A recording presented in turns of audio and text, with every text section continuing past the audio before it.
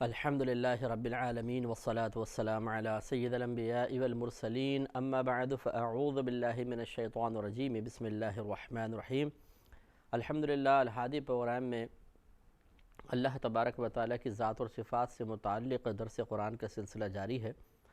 اور صرف اس ایک موضوع کا ہی ہم انتخاب نہیں کریں گے بلکہ کئی انشاءاللہ موضوعات جو قرآن عظیم میں اللہ تبارک و تعالیٰ نے خود بیان فرمایا اور ان سے متعلقہ آیات کا ذکر فرمایا، وہ تمام انشاءاللہ حتی الامکان موضوعات کو زیر بحث لایا جائے گا۔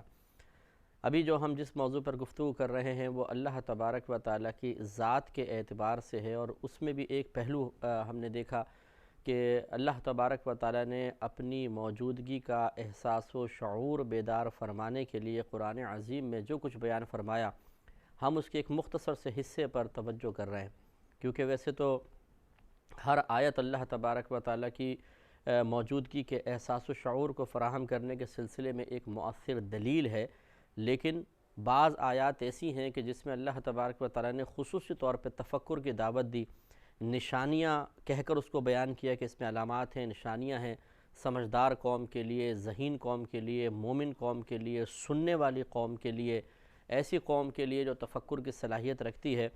تاکہ ان امور جو ادھر ان آیات میں چیزیں بیان کی گئی ان امور پر ہم غور و تفکر کریں، اور کائنات میں ان کی جو عملی شکل اللہ تبارک و تعالیٰ نے پیدا فرمائی ان پہ غور کریں، اور اللہ کی ذات کو زیادہ سے زیادہ پہچانیں، اور اس کی عظمت اور اس کی معرفت اور اس کی قدرت کی وسعت کا مزید احساس اپنے قلب میں بیدار کریں۔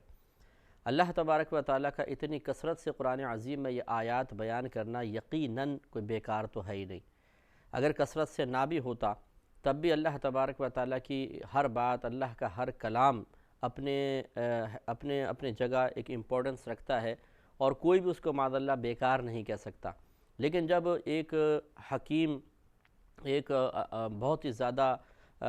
تدبیر فرمانے والا ہمارا خالق و مالک جب ایک ہی مضمون کو اور ایک ہی چیز کو بار بار بیان فرمائے اور مختلف انداز سے ایک ہی موضوع کو بیان فرمائے، تو یقیناً اللہ تبارک و تعالیٰ کا ارادہ اور مشیت یہی نظر آتی ہے کہ وہ توجہ کروانا چاہتا ہے، عوام کی، لوگوں کی توجہ اس جانب مبذول کروانا چاہتا ہے کہ تم ان چیزوں پر جو ہم نے بیان کی ان پہ غور و تفکر کرو، اور غور و تفکر کرنے کے بعد اپنی بدلتی ہوئی کیفیات کو اللہ تعالیٰ کے قریب ہونے کا ذریعہ بناؤ، یا ان کیفیات کے ذریعے اللہ تبارک و تعالیٰ کے قریب ہو جاؤ۔ تو واقعی جب ہم ان باتوں کو سنتے ہیں تو قلب پہ کیفیت طاری ہوتی ہے، ایک ذہن پہ جو طاری جمود ہوتا ہے وہ ہٹتا ہوا محسوس ہوتا ہے، اللہ تبارک و تعالیٰ کی قدرت کا عظیم احساس بیدار ہوتا ہے، اور ہم اپنے آپ کو اللہ تعالیٰ کے بہت ہی قریب اور نزدیک محسوس کرنے لگ جاتے ہیں۔ یہی ان آیات کے بیان سے مقصود ہے۔ ایک مومن کامل کو ہونا بھی ایسے ہی چاہیے کہ چاہے وہ خلوت میں ہو، جلوت میں ہو، بے تکلف دوستوں کے درمیان ہو، بیوی بچوں کے درمیان ہو، کاروبار کے مقام پر ہو،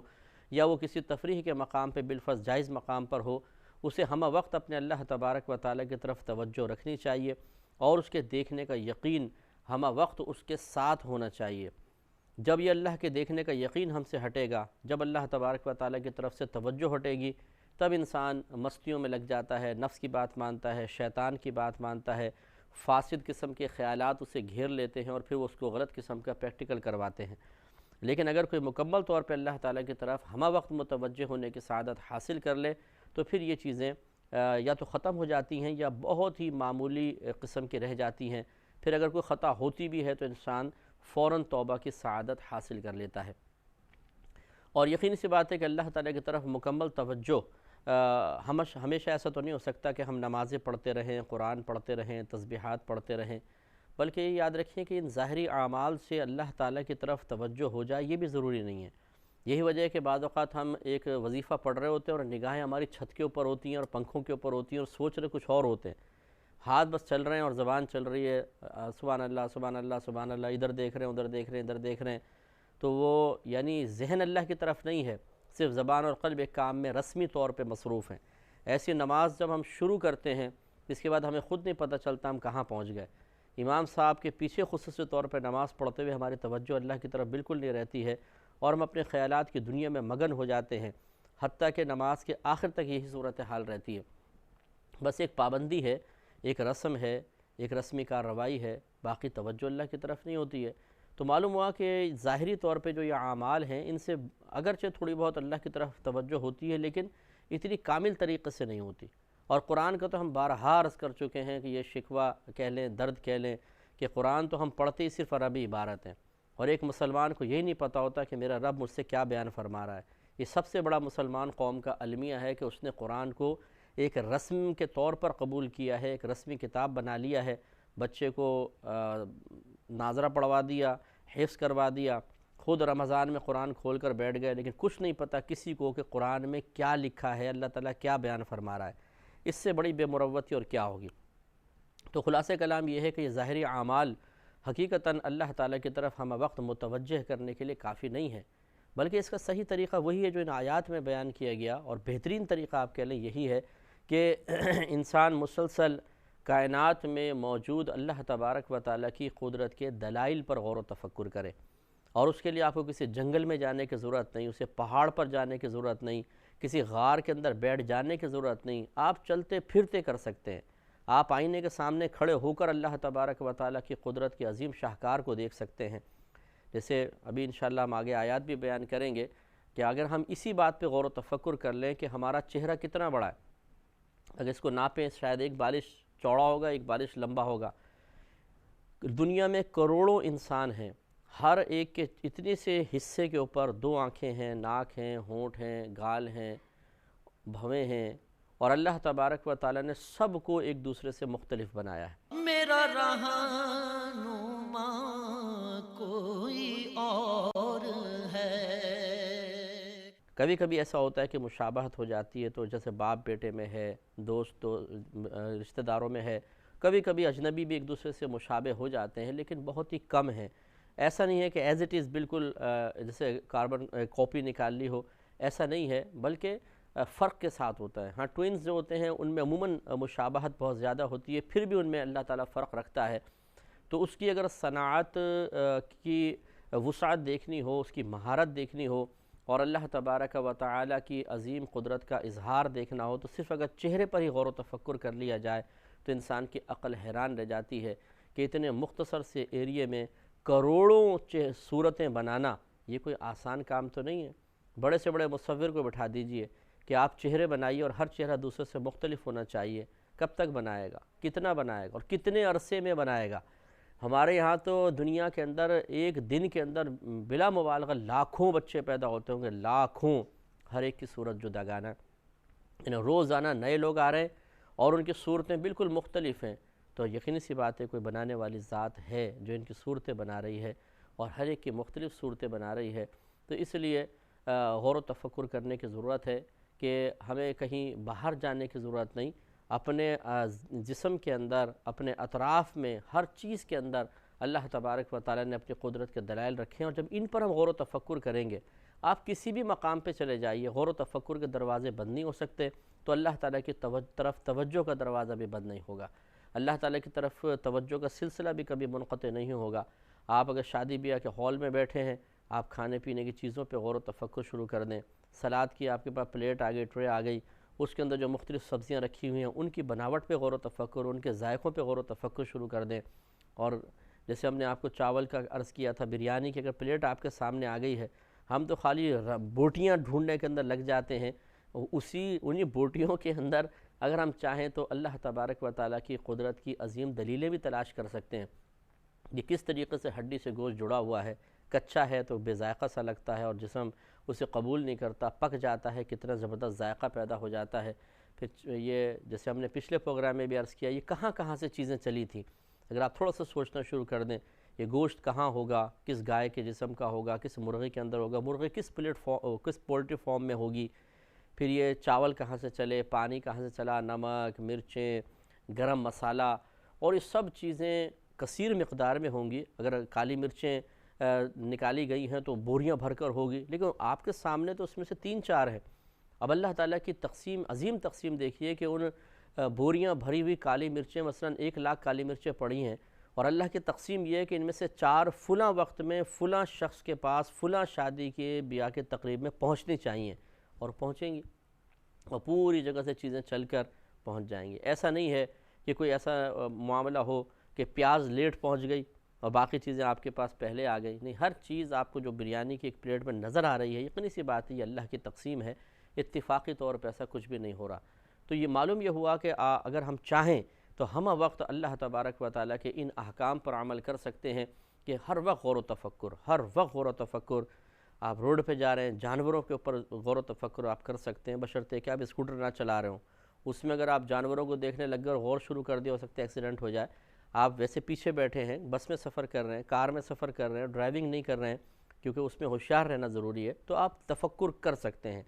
ڈرائیونگ کرتے ہوئے بھی آپ سوچ سکتے ہیں، تفکر کر سکتے ہیں. یہ کوئی تعجب کی بات نہیں ہے اور نہ کوئی مشکل ترین ناممکن کام ہے. اس طرح ہم وقت ہم اللہ کے ساتھ ہوں گے. جتنی انسان کی توجہ اللہ کی طرف ہوتی ہے، اس پر اللہ تعالیٰ کی رحمتوں کا نزول اتنا ہی زیادہ ہوتا ہے. یہ میں نے پہلے بھی آپ کو عرض کیا کہ غور و تفکر ایک وہ عبادت ہے جس سے ہمارے مسلمانوں کی میجورٹی غافل ہے. حتیٰ کہ بہت معذرت کے ساتھ، پہلے بھی معذرت کی تھی، پھر کرتے ہیں کہ ناراضگی کا بڑا اندیشہ رہتا ہے کہ ہمارے مشائخ اعظام اپنے مریدین کی تربیت کے سلسلے میں بھی اکثر اس چیز سے غافل نظر آتے ہیں. نماز کی پابندی کروا لیں گے، روزے کی، حج کی، زکوٰۃ کی تلقین، مزید گناہوں سے بچنے کی. یہ بھی بہت بڑی بات ہے، اس کا کوئی انکار نہیں کہ یہ بہت ہی عظیم کام ہے اور اس دور میں خصوصی طور پر. لیکن جب آپ ایک مرید کو کمال کی طرف لے کر جانا چاہتے ہیں، عروج کی طرف لے کر جانا چاہتے ہیں، تو پھر ان چیزوں پر اکتفا کافی نہیں ہے، بلکہ اسے ان چیزوں کے بعد اور بھی چیزیں درکار ہیں جس سے وہ اللہ تعالیٰ کے قرب کی منازل طے کر کے فنا فی اللہ کے مرتبے پہ فائز ہو سکتا ہے. خیر آج کل تو ہمارے آستانوں کا اصول یہ ہے کہ فنا فی المرشد سے اوپر آگے بڑھنے کے لیے کوئی تیار نہیں ہوتا، نہ آگے بڑھنے دیا جاتا ہے. فنا فی الرسول، پھر فنا فی اللہ، یہ دو مقام تو کسی کو پتہ ہی نہیں کہ کیا ہے. فنا فی المرشد کا مقام سب کو پتہ ہے اور اسی کے اوپر مطلب پوری توجہ رات دن صرف کر دی جاتی ہے. ہمارے اکثر آستانوں کے حال یہی ہیں. تو پھر مرید کیسے نبی کریم صلی اللہ علیہ وسلم کی ذات میں اور آپ کی صفات میں فنا ہونے کی سعادت حاصل کرے گا؟ اللہ تبارک و تعالیٰ کی طرف کیسے، یعنی فنا فی اللہ جس کو ہم کہتے ہیں، اس راہ میں فنا ہونے کا تصور اسے کیسے حاصل ہوگا؟ ضروری ہے کہ اس طرف بھی توجہ کی جائے. میرا رہنما کوئی اور ہے. آیات کی طرف آتے ہیں. اللہ تعالیٰ نے سورہ روم آیت نمبر 22 میں 22ویں آیت میں ارشاد فرمایا، وَمِنْ آیَاتِهِ خَلْقُ السَّمَاوَاتِ وَالْأَرْضِ، اور اس کی نشانیوں میں سے آسمانوں اور زمین کی پیدائش ہے. وَاخْتِلَافُ أَلْسِنَتِكُمْ وَأَلْوَانِكُمْ، اور تمہاری زبانوں اور تمہارے رنگوں کے مختلف ہونے میں اللہ تعالیٰ کی نشانیاں ہیں. إِنَّ فِي ذَلِكَ لَآيَاتٍ لِّلْعَالِمِينَ، بے شک اس میں ضرور نشانیاں ہیں جاننے والوں کے لیے، علم رکھنے والوں کے لیے. تو دیکھیں اس میں اللہ تبارک و تعالیٰ نے چند چیزیں بیان فرمائی. پہلی یہ کہ آسمانوں اور زمین کی پیدائش میں تمہارے لیے نشانیاں ہیں. اللہ تعالیٰ کی اس میں نشانیاں موجود ہیں، یعنی اللہ تعالیٰ کی قدرت کی نشانیاں، اللہ تعالیٰ کے وجود کی نشانیاں، اللہ تعالیٰ کے موجود ہونے کا احساس و شعور فراہم کرنے کے اعتبار سے آسمانوں اور زمین میں نشانیاں موجود ہیں. آسمان کی نشانیاں آپ دیکھیے کہ آسمان، جیسے بھی آگے آیت بھی آئے گی کہ اللہ تبارک و تعالیٰ نے آسمان کو بغیر کسی ستون کے کھڑا کیا ہوا ہے، اور اس میں آپ جب سے آپ پیدا ہوئے ہیں اس وقت سے لے کر آج تک آپ اس کو ملاحظہ فرما رہے ہیں، آپ اس میں کوئی خستہ حالی نہیں دیکھیں گے. اس کے اندر کہیں ٹوٹ پھوٹ نہیں دیکھیں گے، کہیں خرابیاں نہیں دیکھیں گے. جیسا آسمان آپ کو بچپن میں نظر آیا تھا آج تک ویسا ہی آسمان ہے. تو بغیر ستون کی اتنی عظیم چھت کا قائم کرنا جو لازم سی بات ہے کہ، اور اس میں اتنے بڑے بڑے سیارے گھوم رہے ہیں اور ہم بھی خود مطلب خلا کے ایک آسمان کا ہی حصہ ہے، گلیکسی کا حصہ ہیں. تو آپ خود سوچئے کہ یہ کیا بنانا کوئی آسان ہے؟ کیا یہ اتفاقی طور پہ سارا نظام معرض وجود میں آیا؟ یقینی سی بات ہے کہ نہیں. پھر آسمان پہ سورج ہے، چاند ہے جو ہمیں نظر آ رہے ہیں، اس طرح ستارے ہیں، کیسے یہ رکے ہوئے ہیں، نیچے کیوں نہیں گر جاتے، ٹوٹ کیوں نہیں جاتے ہیں؟ ان کی چمچماہٹ، ان کی روشنیاں ہمیں جو یہاں تک نظر آ رہی ہیں کہ یہ وہاں پر کتنے بڑے ہوں گے اور کتنے زیادہ روشن ہوں گے کہ زمین پر موجود ہم ہزاروں میل دور سے ان کو دیکھتے ہیں تب بھی ان کی روشنی ہم تک پہنچ رہی ہے، ہم ان کو روشن دیکھ رہے ہیں. تو یقینی سی بات ہے کہ ہماری نگاہ کی تیزی کا کمال نہیں ہے، ورنہ وہ تو ہم یہاں سے دیکھتے ہیں تو 1 میل دور کی چیز نظر نہیں آتی صحیح طریقے سے. اس کا مطلب یہ ہے کہ وہ اللہ تبارک و تعالیٰ کا کمال ہے کہ اللہ نے ان کو اتنا بڑا بنایا ہے، اتنا بڑا بنایا ہے کہ ہزاروں میل دور کھڑے ہو کر بھی ہم دیکھتے ہیں تو ہم ان کو دیکھ پاتے ہیں اور ان کی روشنی کو محسوس کر لیتے ہیں۔ اب آپ خود سوچئے کہ جس نے یہ آسمان بنایا وہ ذات کتنی عظیم ہوگی، اتنی بڑی بڑی جس کی مخلوقات ہیں، اتنی عظیم مخلوقات ہیں، خود اس ذات کا کیا عالم ہوگا۔ اور اسی طریقے سے زمین کو آپ دیکھ لیجئے، زمین میں دریاں ہیں، پہاڑ ہیں، درخت ہیں، چرندے پرندے درندے، یہ تمام چیزیں جو ہیں ہمیں تفکر کی دعوت دے رہی ہیں کہ اس میں اللہ تبارک و تعالیٰ کی یقیناً اللہ تعالیٰ کی قدرت کی، اللہ کے وجود کی نشانیاں موجود ہیں۔ ان تمام چیزوں کو دیکھنے کے بعد ہم یہ کہنے پر مجبور ہو جائیں گے کہ یقیناً اس نظام کا ایک بنانے والا ہے۔ ایسا نہیں ہے کہ اتفاقی طور پہ نظام چل رہا ہو۔ کس طرح ہواؤں کا نظام آپ دیکھیے، بارش کا نظام دیکھیے، مختلف جو 4 موسم رکھے ہیں، سردی، گرمی، خزاں، بہار، ہر موسم کے اندر علیحدہ پھل، ہر موسم کی علیحدہ سبزی، ہر موسم کے علیحدہ اس کی کیفیات، اس میں علیحدہ لباس اختیار کرنا، اس کے علیحدہ اس موسم کی ریکوائرمنٹ، یہ سب کچھ یقینی سی بات ہے کہ سسٹمیٹک طریقے سے جو کام ہو رہا ہے، تو یہ ویسا نہیں ہے کہ اتفاقی طور پہ ہو جائے، یقیناً ایک ذات ایسی ہے جو اس کو کنٹرول کر رہی ہے۔ اگر ہم اپنے اعتبار سے دیکھیں تو شاید ہم یہ کہیں گے کہ بہت بڑی ٹیم ہے جو اس کو لے کر چل رہی ہے، لیکن ٹیم کا کسی اتنے بڑے نظام کو لے کر چلنا کیا کمال؟ کمال تو ہمارے رب کا ہے کہ وہ تنہا یکتا ہے اور پورے اس نظام کو نہ صرف کنٹرول کر رہا ہے، ہم وقت دیکھ رہا ہے، کسی طرف سے اس کی توجہ ہٹتی نہیں۔ یہ ہمارا دعویٰ ہے کہ اللہ تعالیٰ سب کی طرف کامل طور پہ متوجہ ہے، اور اس کی زبردست دلیل، ہمیں نقلی دلیل کی ضرورت نہیں ہے۔ آپ عقلی لحاظ سے دیکھ لیجئے کہ اگر اللہ تبارک و تعالیٰ ایک جانب متوجہ ہو کر ہماری مثل دوسری جانب سے غافل ہو جاتا تو دوسری طرف کا نظام بگڑ جاتا، کیونکہ ایک جگہ نہیں ہے، کروڑوں مقامات ہیں، کروڑوں جہتیں ہیں، سمت ہیں، یعنی اس اعتبار سے کہ ایک چیز ادھر ہے، کدھر ہے، کدھر ہے، کدھر ہے، کدھر ہے، تو اب ہر طرف توجہ اگر نہ ہو تو ایک طرف توجہ کی وجہ سے دوسرا نظام بگڑ جائے گا، اور دوسری طرف توجہ کی وجہ سے اس طرف کا نظام بگڑ جائے گا۔ اس سے معلوم ہوا کہ ہمارا خالق و مالک جس نے زمین اور آسمان کو پیدا فرمایا ہے، اس نے اس میں بے شمار اپنی قدرت کی نشانیاں بھی رکھی ہیں۔ ہمیں چاہیے کہ ان پہ غور و تفکر کریں اور اللہ تعالیٰ کی عظمت کو پہچانیں۔ اب ہماری زمین کتنی بڑی ہے، اگر آپ تھوڑا سا غور و تفکر فرمائیں تو جس علاقے میں آپ رہتے ہیں شاید اس علاقے کے تمام حصوں میں بھی آپ نہیں گئے ہوں گے، بلکہ دیکھے بھی نہیں ہوں گے۔ مجھے اچھی طرح یاد ہے، میں جس علاقے میں رہتا ہوں بچپن سے لے کر جوانی تک ہم ایک ہی علاقے کے اندر رہے ہیں، اور میں نے اس علاقے کی تمام گلیوں کو ابھی تک نہیں دیکھا ہے۔ مجھے نہیں پتہ ان گلیوں کے اندر کون کون رہتا ہے، ان گلیوں کے اندر کس کس کے گھر ہیں، ان گلیوں کے اندر کیا کیا چیزیں موجود ہیں۔ بس جہاں جہاں ہمارا لمیٹڈ گزرنا ہوتا ہے چند گلیوں سے، وہ ہمارے ان کی معرفت حاصل ہوتی ہے، باقی اتنا بڑا علاقہ ہے ہمیں کیا پتہ۔ تو جب ایک علاقے کے اندر ہم ابھی تک نہیں گھومے اور اتنے سالوں تک وہاں رہنے کے باوجود پوری دنیا کیا دیکھیں گے، اور اتنی بڑی دنیا ہونے کے باوجود پھر ہم یہ سمجھتے ہیں کہ اللہ تعالیٰ یعنی پوری دنیا کا نظام اللہ تعالیٰ کے ہاتھ میں ہے۔ اور اس سے پہلے کہ میں تھوڑی بات عرض کروں، پہلے یہ غور کر لیں کہ جب یہ دنیا اتنی بڑی ہے ہم نے آج تک نہیں دیکھی، تو وہ سیارے جو زمین سے ہزاروں گنا بڑے ہیں وہ کتنے بڑے بڑے ہوں گے آپ اندازہ کریں۔ اور اس کے بعد پھر ایک مسلمان کے دل میں یہ خیال کا بیدار ہو جانا کہ شاید اللہ تعالیٰ ہمیں بھول گیا ہے، شاید اللہ تعالیٰ کی توجہ ہماری طرف سے ہٹ گئی ہے، شاید اللہ کے خزانوں میں کوئی کمی آ گئی ہے، معاذ اللہ ثم معاذ اللہ، تبھی ہماری تنگ دستی دور نہیں ہو رہی، ہمارا کاروبار ترقی نہیں کر رہا، ہمارے بچوں کی شادی نہیں ہو رہی۔ وجہ یہی ہے کہ ہماری سوچوں میں تنگی پیدا ہو گئی ہے، ہمارے ذہنوں کے اندر زنگ لگ گیا ہے۔ جب قوم غور و تفکر کو چھوڑ دیتی ہے تو اسی طریقے کی احمقانہ حرکات کا صدور ہوتا ہے کہ ساری اللہ کی نعمتیں ہمارے پاس ہیں، قدرت کے عظیم دلائل ہمارے پاس ہیں جو ظاہر کر رہے ہیں کہ وہ ظالم نہیں ہے، وہ کنجوس نہیں ہے، اس کے خزانوں میں کمی نہیں ہے، اس کی قدرت محدود نہیں ہے بلکہ بڑی وسعت رکھتی ہے، لیکن یہ ننھا سا انسان بیٹھا ہوا بڑی بڑی باتیں کر رہا ہوتا ہے، اللہ تعالیٰ کے خلاف باغیانہ جملے کہہ رہا ہوتا ہے، اور یہ سمجھ رہا ہوتا ہے کہ میں ان جملوں کے کہنے میں حق بجانب ہوں۔ یہ غلط طریقہ ہے، ہمیں سوچنا چاہیے، اللہ تبارک و تعالیٰ کی قدرت کے دلائل پہ غور و تفکر کرنا چاہیے، تو انشاءاللہ ہم شکوہ شکایت سے بھی ہمیشہ کے لیے محفوظ رہیں گے، اور اللہ کے قرب کی برکت سے انشاءاللہ ہمیں مزید برکات سے مستفید ہونے کا موقع ملے گا۔ اللہ تعالیٰ سے دعا ہے کہ رب کریم ہمیں اس عبادت کی ادائیگی کی بھی توفیق عطا فرمائے۔